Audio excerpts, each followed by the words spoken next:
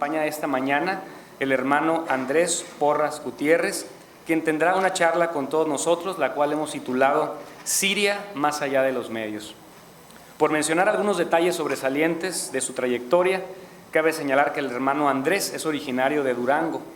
Desde su infancia, adolescencia y juventud en escuelas lasallistas, se involucró profundamente en actividades misioneras, lo cual tocó su corazón y lo impulsó a realizar un año como voluntario misionero en la Sierra de Durango. Más adelante, en el 2003, ingresó con los hermanos lasallistas al postulantado, con el sueño de algún día ser misionero en África. En su formación como hermano tuvo la oportunidad de vivir experiencias espirituales y de servicio que lo impactaron principalmente realizando proyectos y trabajos con pandillas, vagabundos, adictos, prostitutas y otros grupos marginados. En su formación académica es licenciado en Ciencias de la Educación por la Universidad Autónoma de Nuevo León y licenciado en Ciencias Religiosas por la Universidad del Valle de Atemajac. Ha colaborado como profesor en diversos colegios lasallistas y como formador en el aspirantado.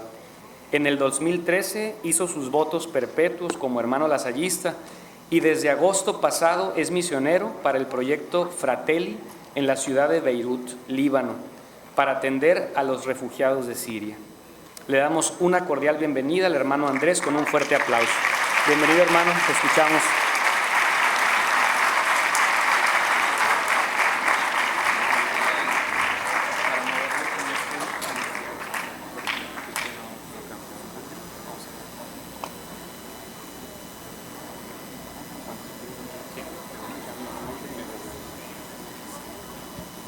Bueno, buenos días, ¿cómo están?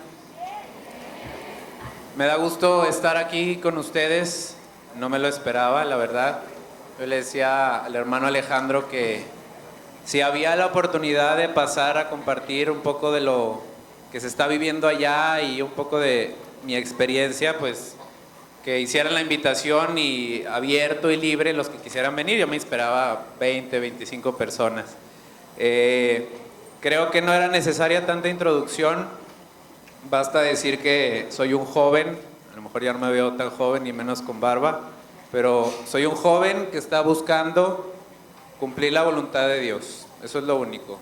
Fuera de lo poco o mucho que pueda tener de experiencia, realmente no tengo una preparación como para estar en un lugar como este, pero me queda muy claro que hay una gran necesidad.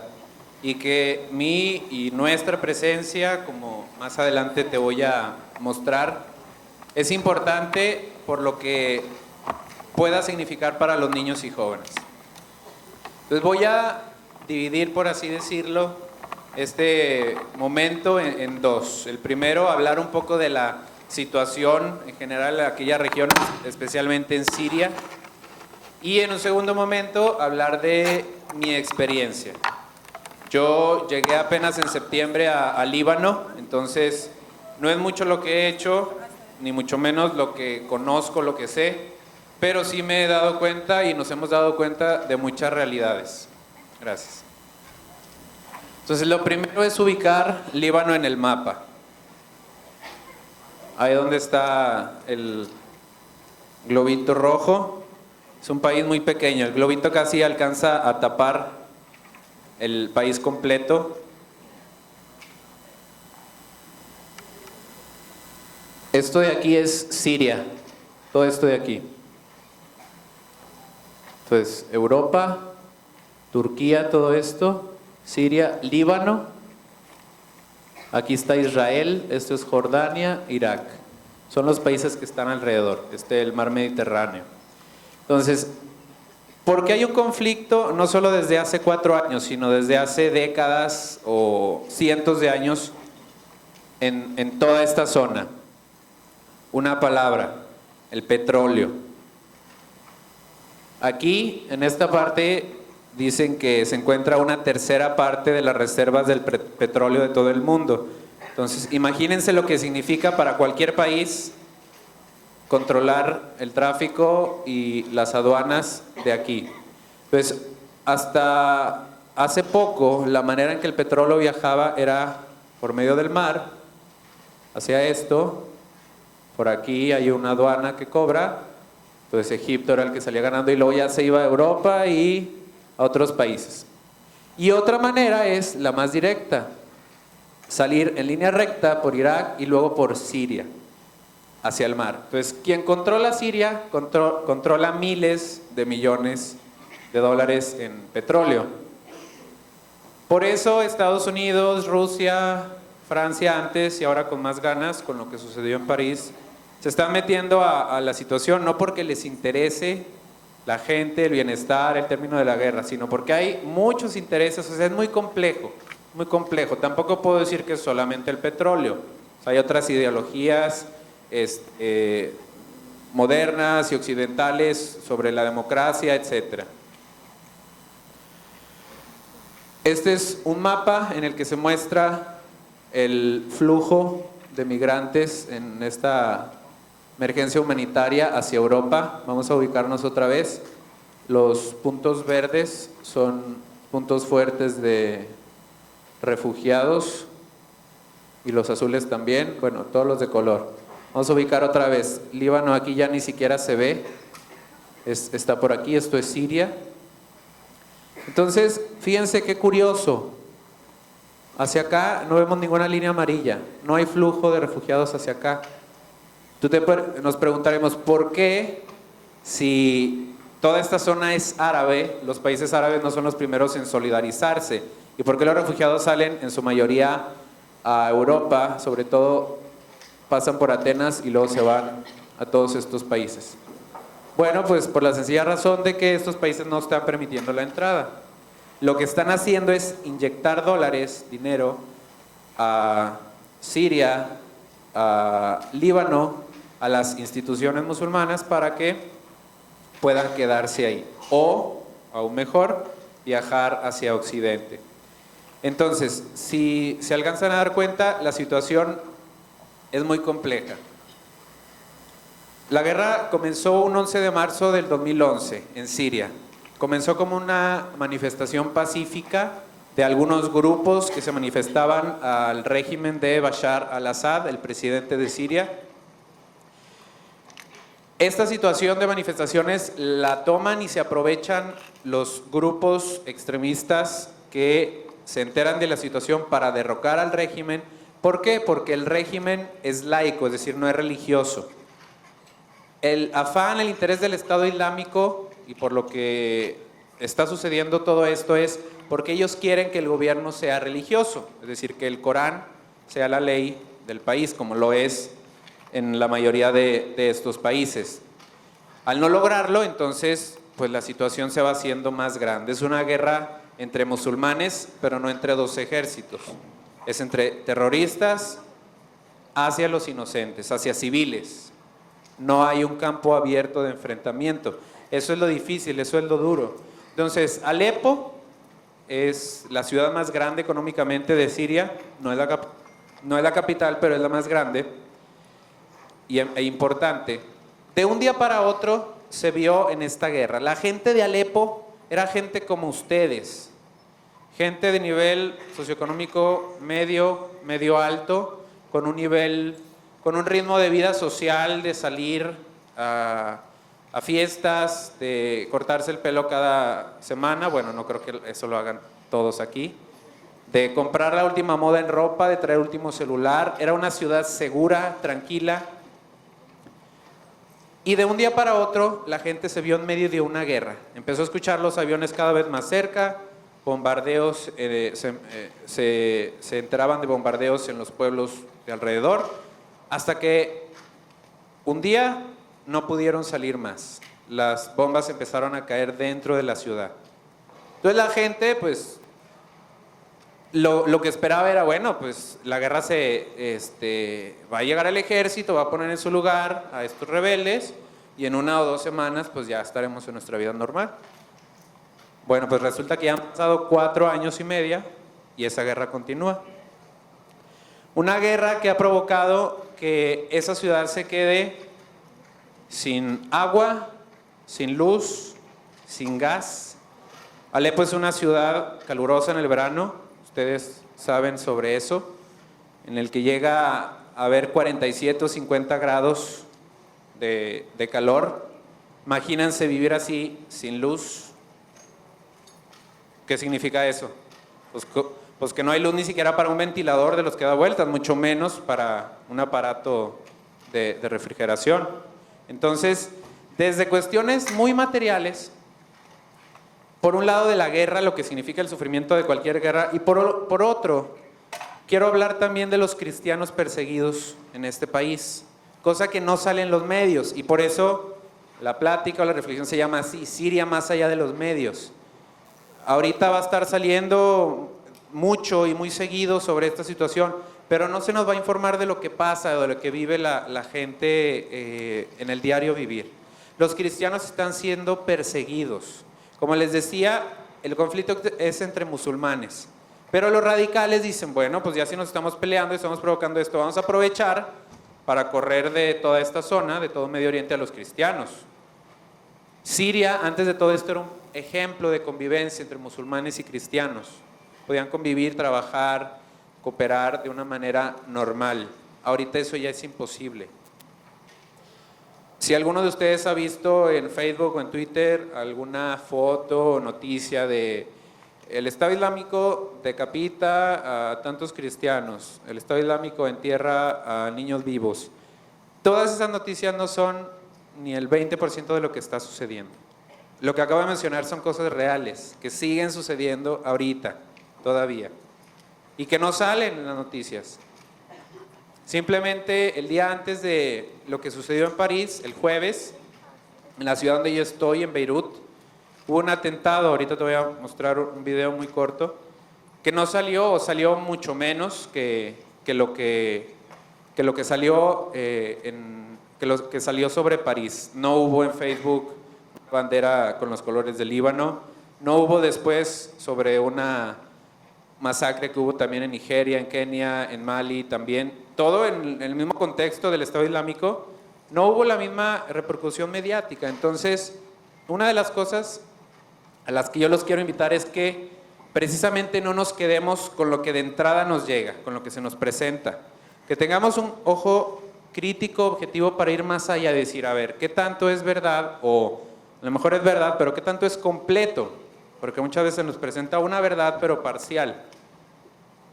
Por ejemplo, sobre esa noticia de Beirut, en Twitter salía una noticia de Carmen Aristegui, un niño musulmán y cristiano, y la palabra cristiano con mayúscula. ¿Qué piensan ustedes con esta noticia? Así que se les ocurre. Un niño musulmán y cristiano, ¿a qué les suena?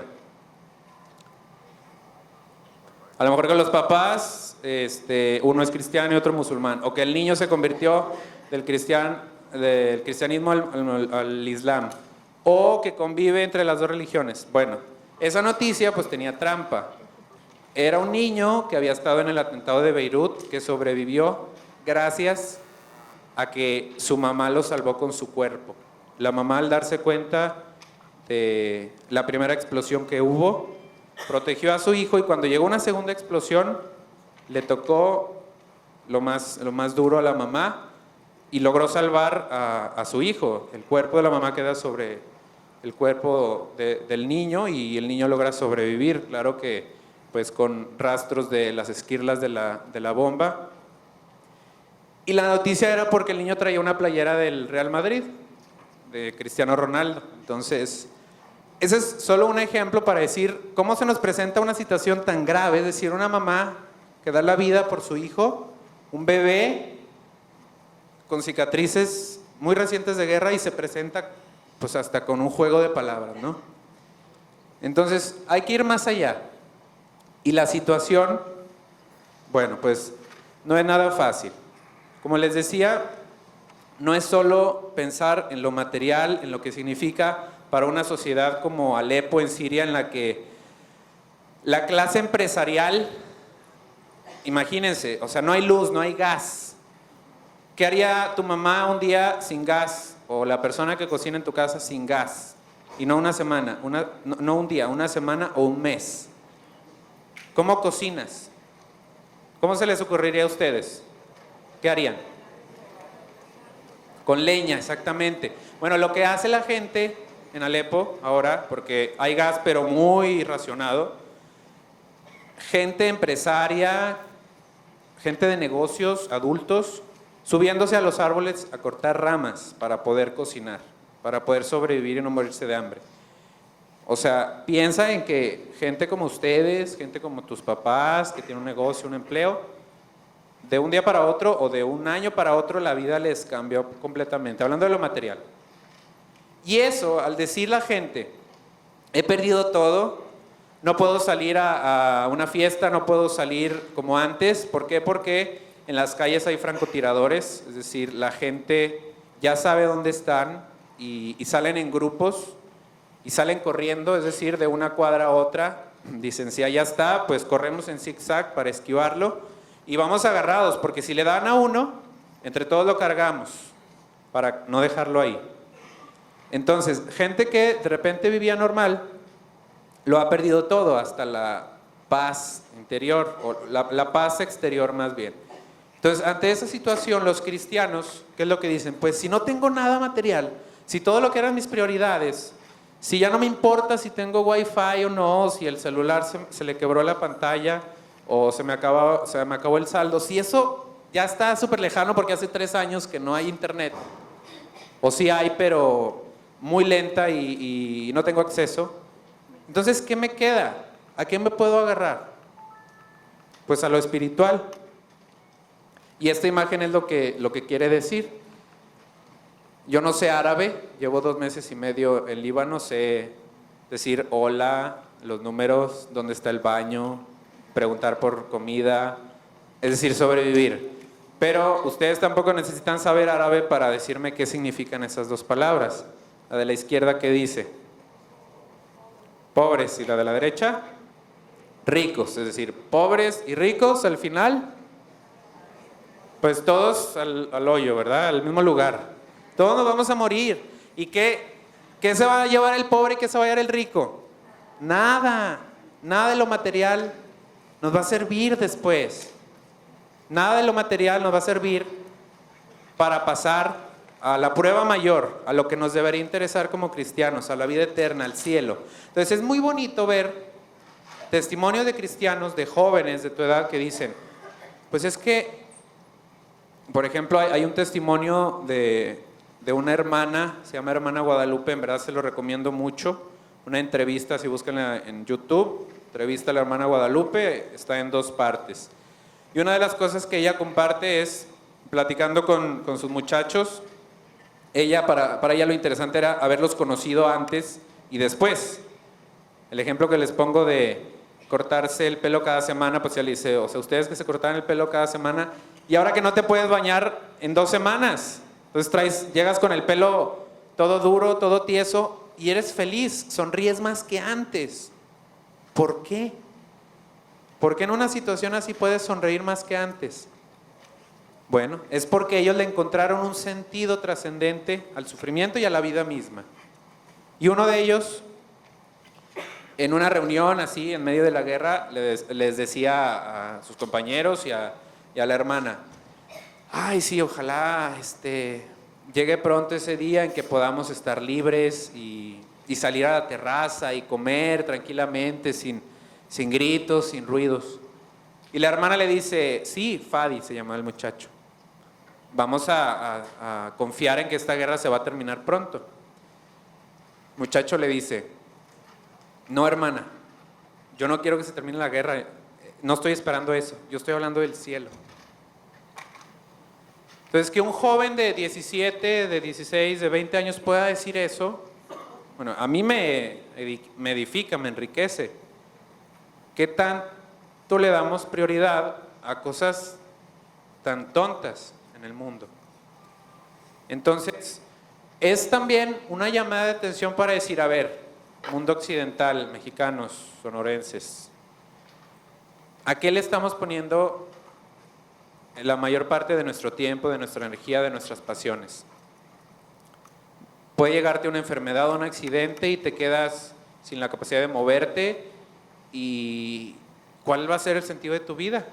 O a lo mejor no te pasa nada de eso, pero no necesita llegar una situación como esta para que valoremos lo que tenemos.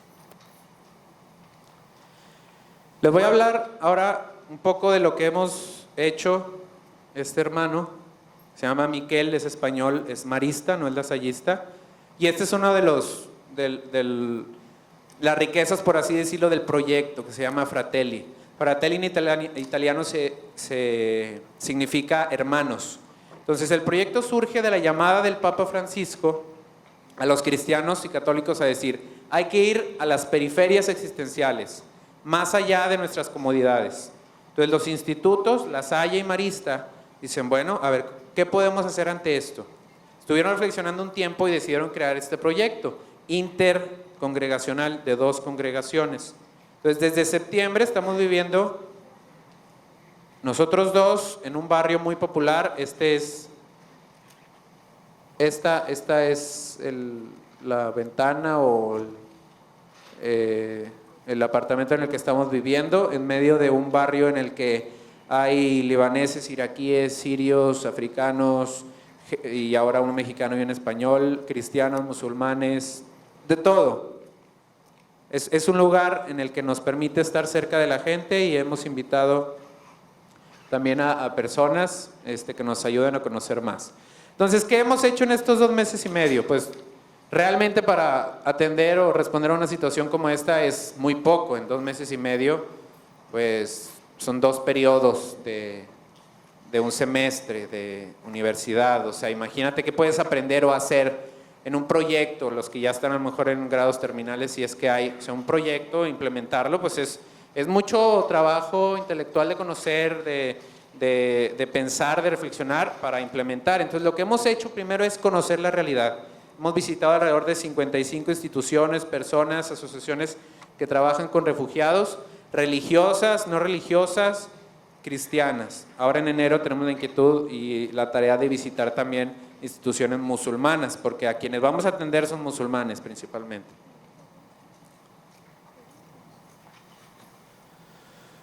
Entonces, ante esto, ¿qué realidades nos hemos encontrado? Por ejemplo, esta foto, estos son niños un domingo, alrededor de las 10 de la mañana. Esta es una hermanita de la Congregación de Hermanitas de Jesús, así se llama, este es Miquel, yo tomé la foto. Son niños entre 7 y 11 años que trabajan de 7 de la mañana a 7 de la tarde todos los días. Son niños que no viven con su familia, viven con un señor, con un joven que se llama, o le dicen Big Brother o el gran hermano, porque es el que los cuida, es decir, más bien es el que hace o permite que no se mueran porque no los cuida, es decir, los lleva a un lugar donde duermen, medio les da de comer y luego los lleva todos juntos aquí donde puedan pedir dinero. Al llegar a las 7 de la noche, llega con su camioneta y lo que les pide para subirse a la camioneta e ir a cenar y a dormir a un lugar aunque sea con techo, no quiere decir que sea digno, les pide entre 30 y 40 dólares. Es decir, ese es el trabajo de los niños. Imagínate un niño de 7 o 10 años pidiendo en la calle conseguir 30 o 40 dólares, multiplica 30 o 40 por 16 o 17, conseguir esa cantidad de pesos para un niño pidiendo, es muy difícil y hay muchos niños que no lo consiguen y se quedan sin cenar y durmiendo en la calle. Ese es solo un ejemplo. Estos son campos de refugiados en la carretera que nos ha tocado ver. Líbano no hay campos de refugiados oficialmente porque tiene una mala experiencia con los refugiados palestinos que llegaron en 1948 y no se han ido y crearon un gueto en el que no entra el Estado libanés y se manejan armas y drogas sin ningún problema. Y este lugar se llama Osai Shelter, refugio Osai, que es el que en enero queremos empezar a trabajar en el primer piso, es decir, aquí no se alcanza a ver, pero hay una puerta, están las escaleras y hay una puerta aquí que es una escuela abandonada, que hace un año una asociación que quiso apoyar a esta gente, se le acabó el dinero y los dejó. Es decir, estos niños, que son alrededor de 400, es decir, en un edificio que era un proyecto de universidad, que lo abandonan por falta de recursos, llegaron a vivir 100 familias sirias y los sirios tienen muchos hijos, cada familia tiene entre 5 y 6 hijos en promedio. Entonces hay alrededor de 400 niños en edad de primaria, más jóvenes y adolescentes que no van a la escuela, que no hacen nada. Y los adultos no pueden trabajar porque son refugiados. Un refugiado no tiene capacidad legal de trabajar. Entonces, a esos niños, aquí hay una escuela, es donde queremos en enero ya comenzar a trabajar. Hemos visitado, esta es una familia iraquí, de las que te digo que ha huido solo por ser cristianos. Es un niño iraquí, estos son niños iraquíes en una escuelita. Y bueno, todo esto, pues, ¿qué nos ha hecho? Descubrir, o más bien reforzar, que el proyecto tiene sentido solo si es con y gracias a este hombre y a este Dios, a Jesús, que le da sentido a nuestro proyecto, y por eso Él es el que nos da la fuerza.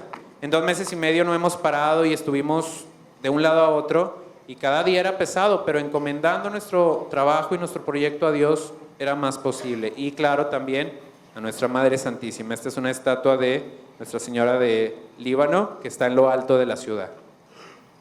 Entonces, ante todo esto, en un siguiente momento, la pregunta que puede surgir en algunos de ustedes es, bueno, ¿qué podemos hacer nosotros, estudiantes o maestros o comunidad lasallista de Obregón, de la ULSA? Estamos tan lejos. Bueno, déjenme les digo que no están tan lejos, y por eso entre comillas las dos palabras. Si supiéramos valorar la vida humana como lo que es, que cada vida humana es igual de digna aquí, en África, en Siria, en Líbano, en donde sea, no nos sería indiferente. Entonces, lo primero que podemos hacer es estar informados. Te ponía ahorita un ejemplo de cómo a veces los medios de comunicación manejan las noticias, no es siempre así, pero muchas veces, de situaciones que van a seguir sucediendo. Si el día de hoy se terminara la guerra, o mañana, la situación no se va a solucionar. O sea, ustedes piensen, si realmente el bombardeo que están haciendo todos estos países lograra eliminar humanamente, aunque esté mal decirlo así, a los malos, según nosotros, del Estado Islámico, ¿realmente se terminaría o se arreglaría el problema? O sea, ¿qué va a pasar con los niños y los adolescentes que ven cómo matan a sus papás? Y que han escuchado siempre que Alá es grande y vamos a morir por Alá y tenemos que eliminar a los herejes. ¿Qué va a hacer ese niño cuando crezca? Va a ser lo mismo, va a crecer con un resentimiento, si eso no se trabaja, no se maneja, tanto psicológica como educativamente, pero sobre todo espiritualmente. Entonces, el mantenernos informados es para que hagamos oración. Y esa es la segunda cosa que yo los voy a invitar, mantenernos informados, primera. Segunda, que oremos por esta gente. Hay una campaña que surgió después de los atentados de París, que se llama Adopta un terrorista. Antes de esto te voy a pasar un video muy breve. Esto es sobre lo que sucedió el jueves anterior al viernes 13 en París. Esto sucedió en Beirut, alrededor de 1,5 kilómetros de donde yo vivo, en una colonia muy parecida a la que yo estoy, cerca.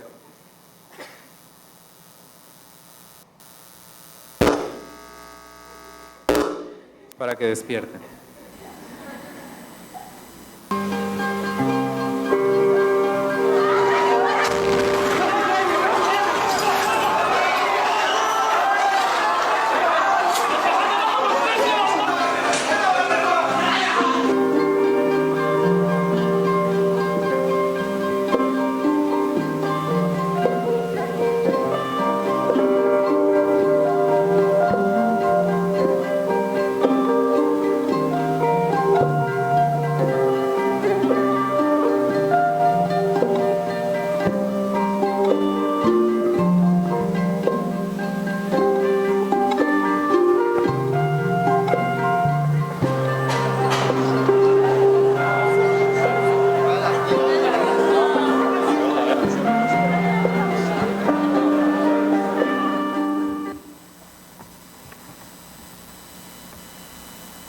Levante la mano así sin ningún miedo a que nadie diga nada sobre si la levantan o no. ¿Quién de ustedes se enteró de estos atentados en Beirut?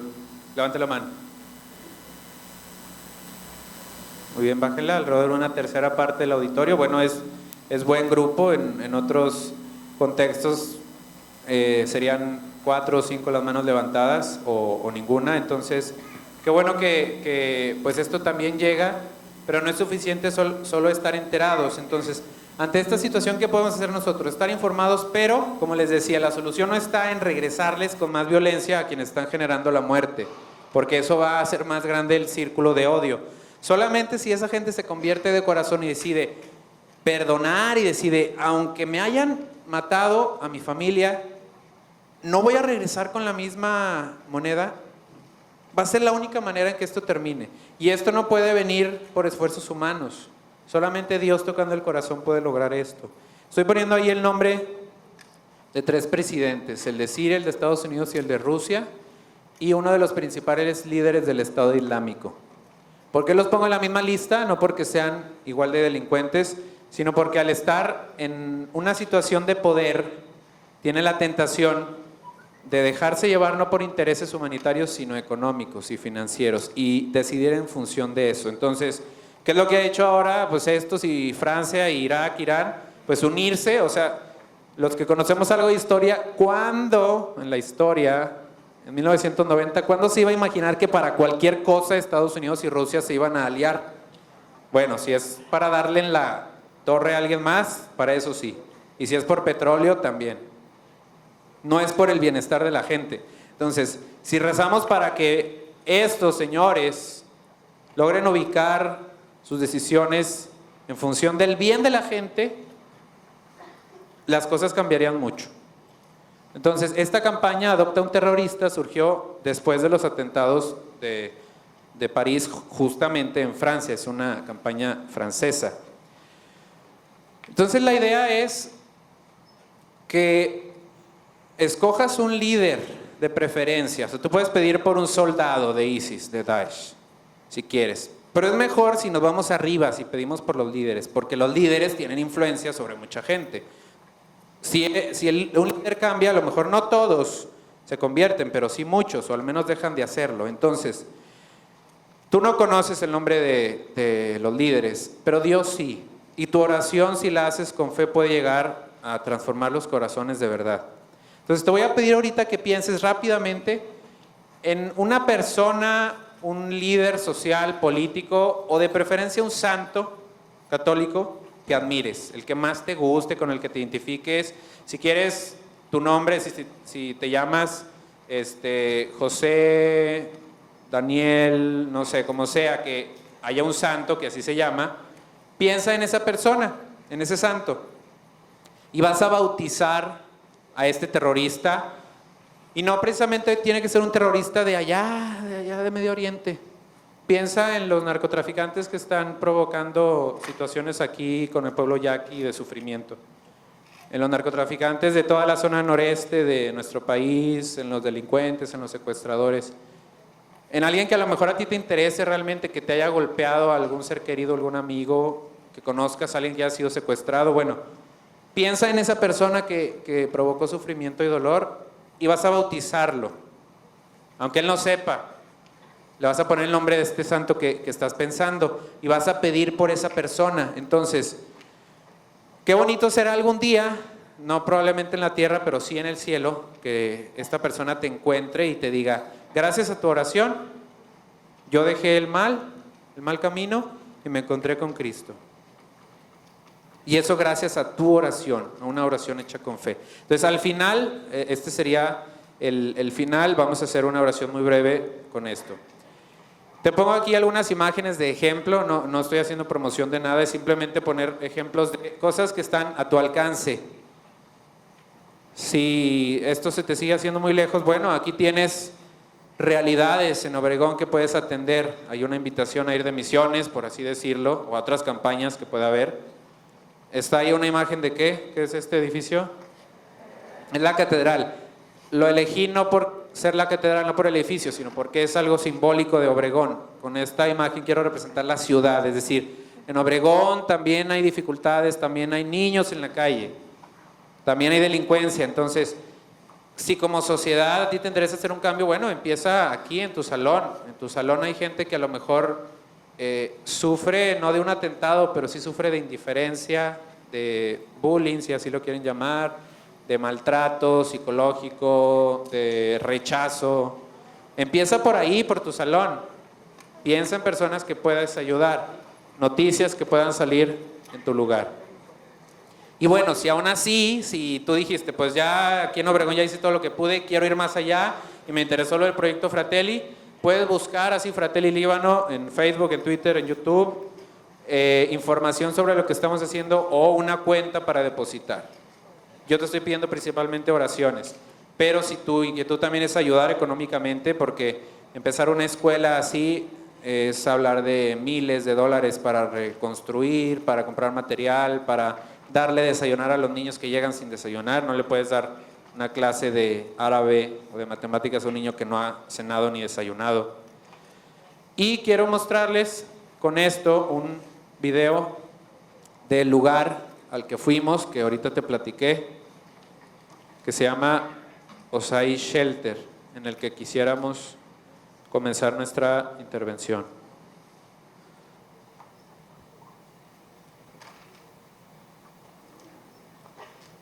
El lugar se llama Sidón, es un lugar bíblico.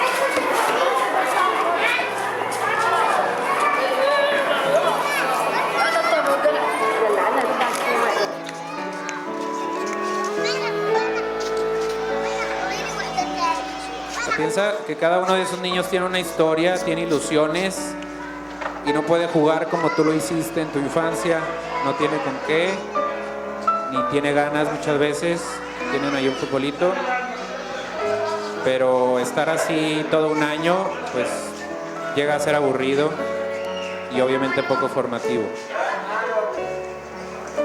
Esta es una situación que está sucediendo hoy en día. Ahorita esos niños, mientras yo estoy hablando, están así, sin hacer nada todo el día.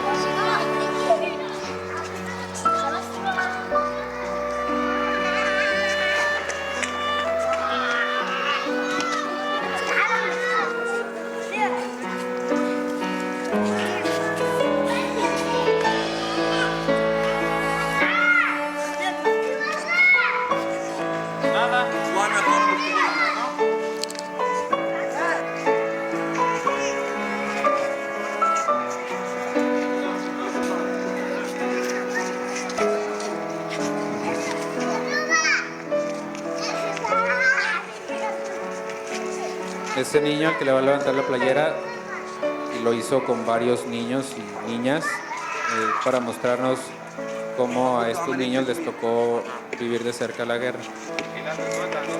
Si eso les da cosa, es muy poco con lo que se puede ver.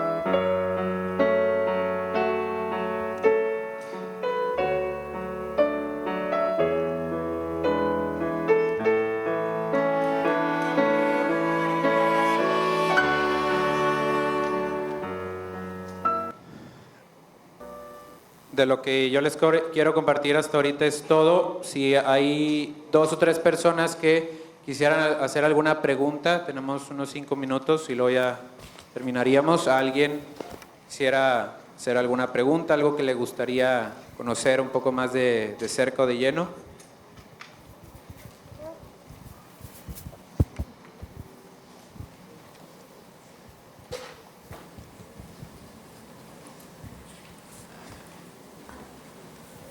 ¿Tenemos por ahí un micrófono?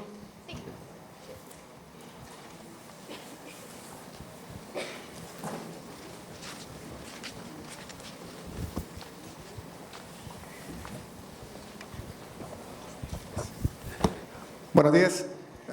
Nomás quería preguntarle, usted que está allá en aquellas regiones, ¿están los terroristas, vamos a decir, el Estado Islámico, la parte radical?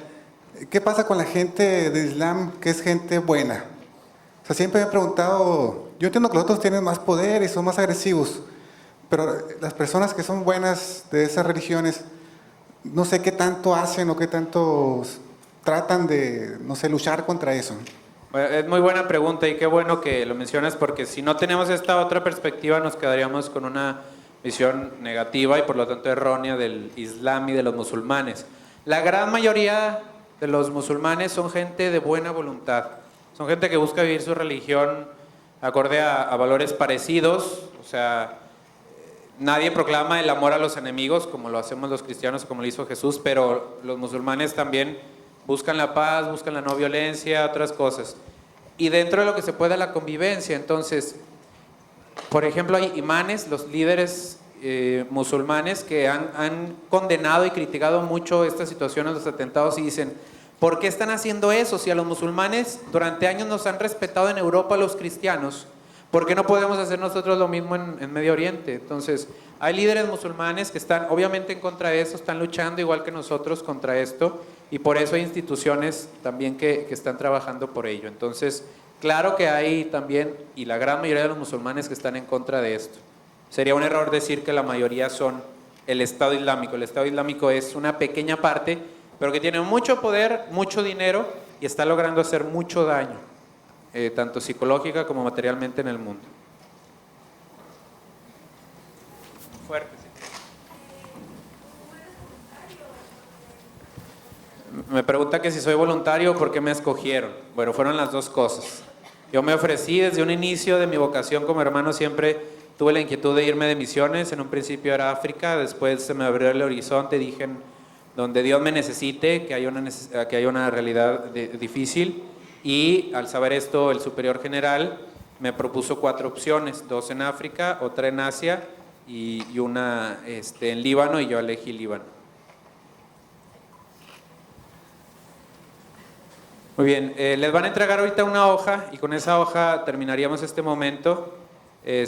Bueno, mientras respondo la última pregunta, si quieren ir repartiendo, por favor. ¿Ha tenido algún tipo de contacto con la comunidad kurda? Con los kurdos, no contacto directo, pero sí donde vivimos hay un grupo kurdo. De hecho, el barrio donde estamos es de refugiados que hace 100 años huyeron de una masacre a ese pueblo también, pero no hay instituciones, por así decirlo, que sean... Porque ellos son musulmanes liberales, ¿verdad? Sí, bueno, el pueblo es un pueblo, es una cultura, no es tanto... O sea, hay kurdos que tienen diferente mentalidad, no todos son liberales, ni todos extremistas.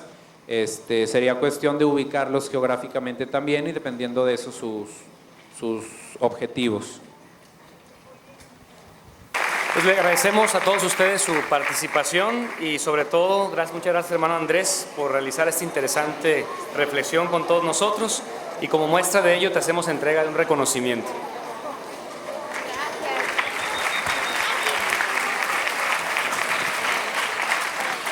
Muchas gracias a todos por acompañarnos esta mañana. Que tengan muy buen día.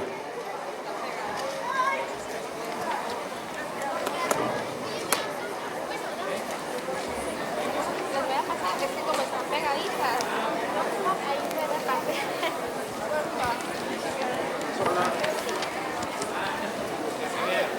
Están pegadas.